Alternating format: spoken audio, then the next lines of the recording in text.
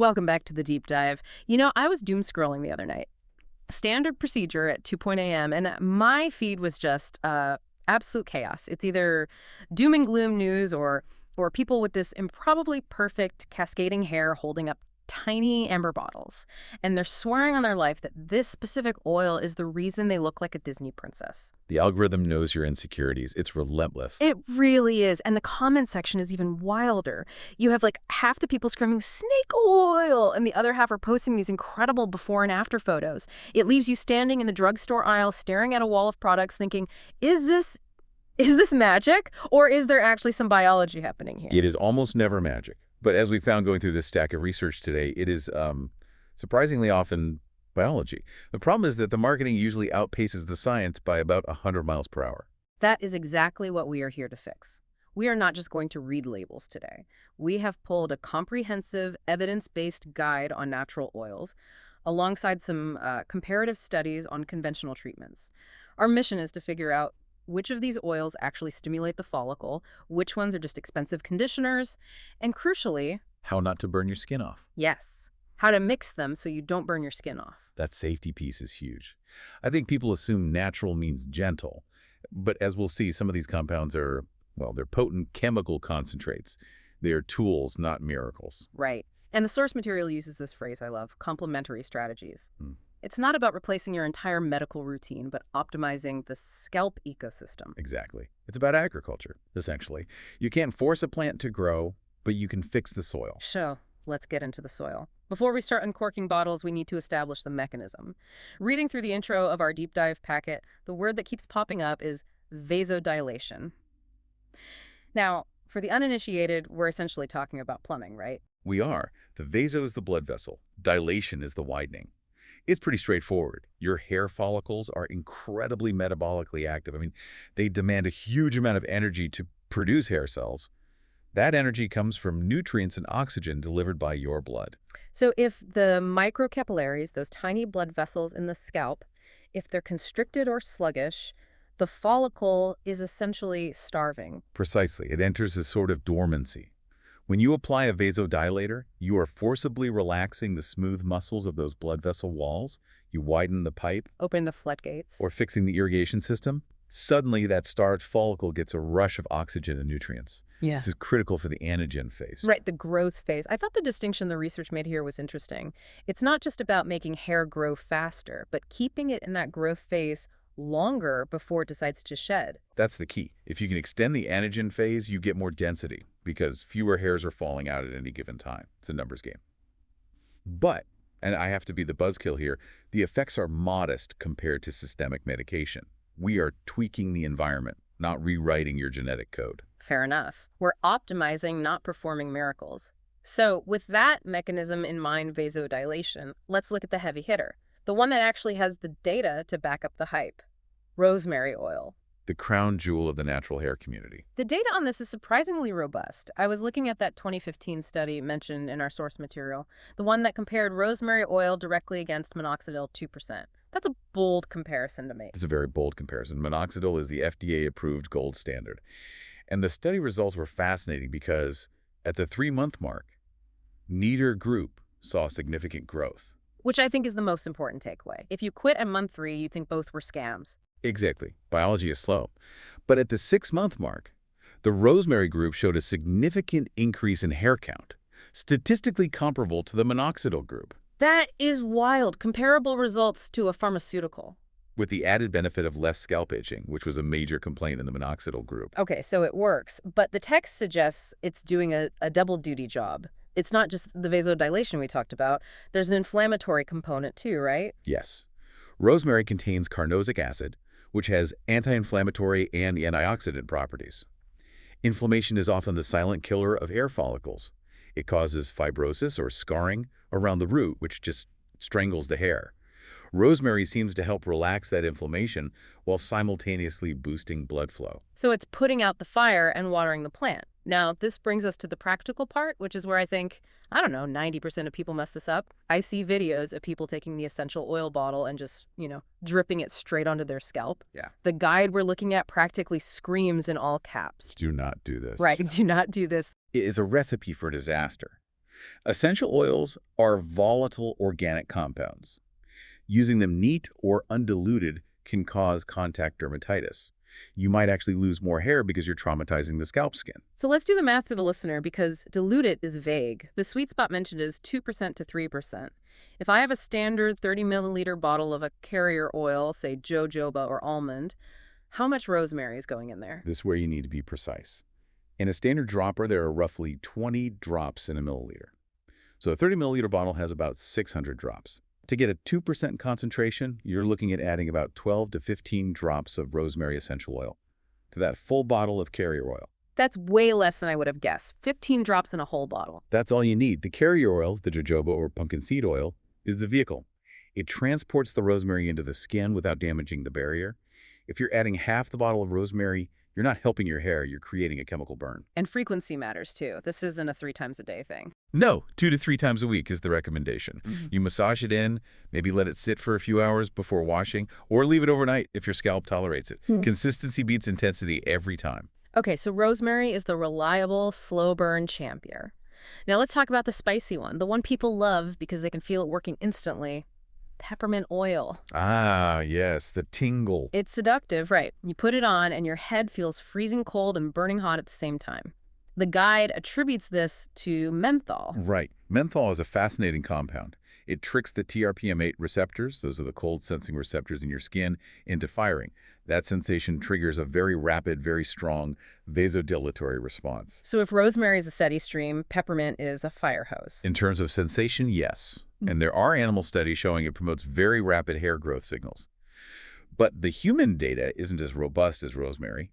It's promising, but it's much more volatile. And that volatility is the danger zone. I noticed the recommended dilution for peppermint is significantly lower than rosemary. Much lower. We're talking 0.5% to maybe 1% maximum. So in our 30 milliliter bottle example, that's like 3 to 5 drops. Exactly. Do not eyeball this. If you get a high concentration of peppermint oil running down your forehead and into your eye, or near any mucous membranes, you are going to have a very bad day. It burns. Note to self, gravity exists. Sweat transports oil.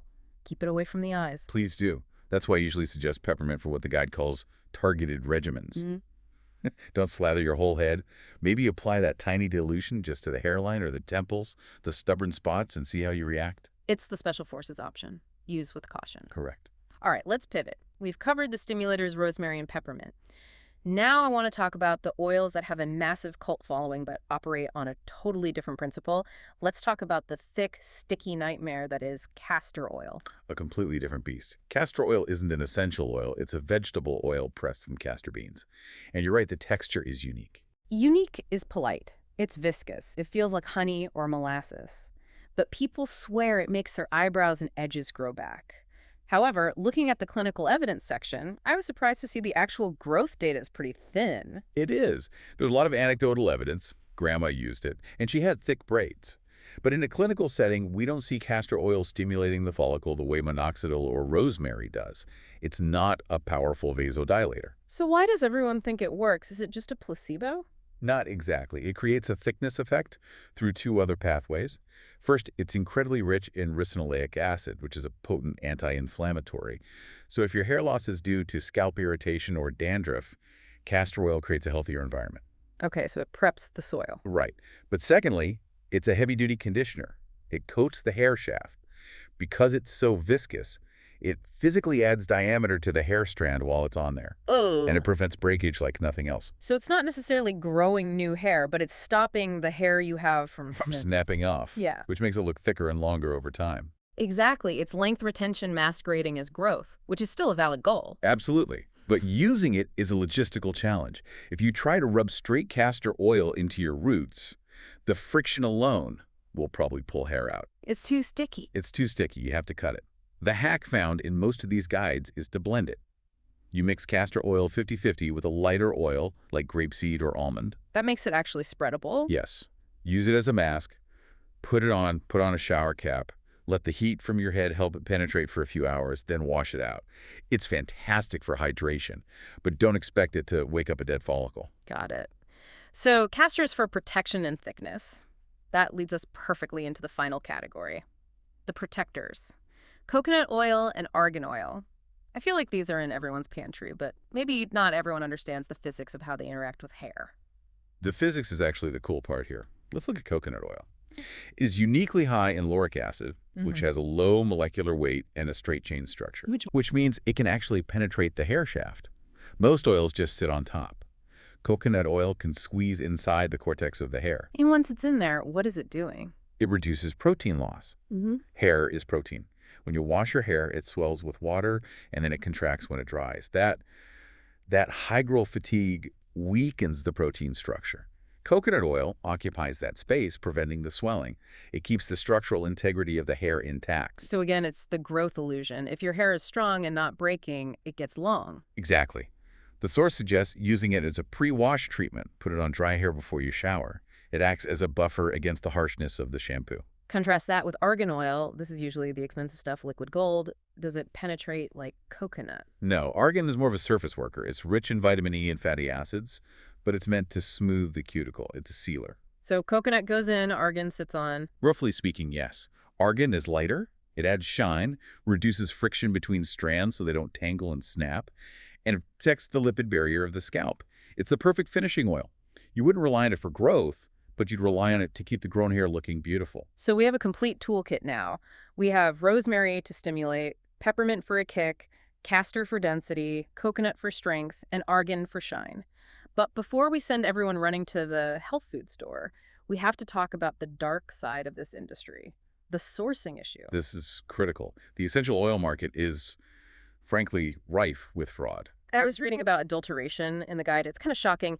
You see a bottle labeled 100% pure rosemary oil for $5, and the guide says that's mathematically impossible. It is. It takes a massive amount of plant material to produce a tiny amount of oil. If the price is too good to be true, it's fake. And fake doesn't just mean colored water. No, it often means they've cut the oil with synthetic compounds. Isolates created in a lab that smell like rosemary but lack the therapeutic properties.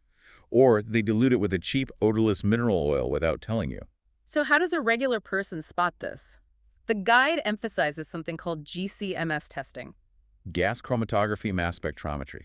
It sounds scary, but it's basically a DNA test for the oil. It separates the chemical components and creates a fingerprint. So we should be looking for brands that actually publish these reports. Yes. A transparent brand will have a batch number on the bottle, and a way to look up the GCMS report on their website shows they have nothing to hide. If a brand says it's a trade secret, run away. Proprietary blend is usually code for we don't want you to know. Often, yes.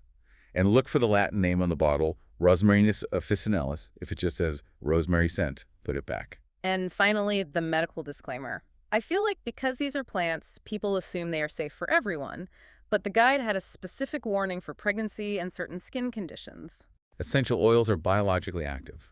They enter the bloodstream. There are compounds in rosemary and peppermint that can be problematic during pregnancy or nursing. And if you have eczema or psoriasis, adding a potent volatile oil can trigger a massive flare-up. Which brings us back to the patch test. The non-negotiable patch test. Yeah.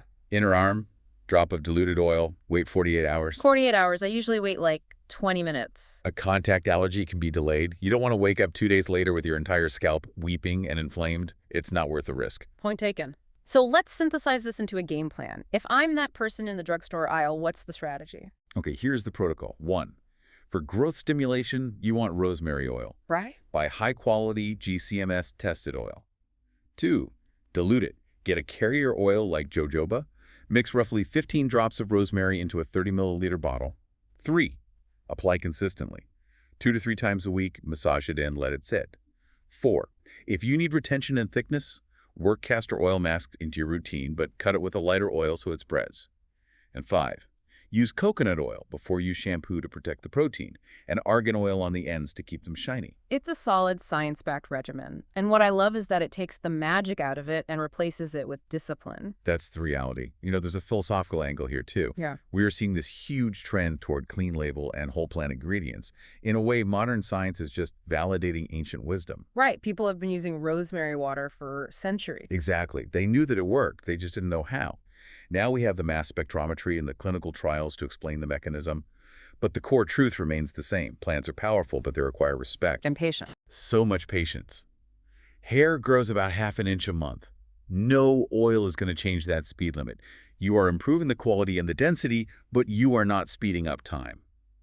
Give it 6 months before you judge the results. 6 months, stick with it, don't burn your scalp, and respect the chemistry. That's the mantra. Thanks for helping us decode the label. Now I'm going to go mix up some potions carefully. Very carefully. Enjoy the process. Thanks for listening to this deep dive. We'll catch you on the next one. Goodbye, everyone.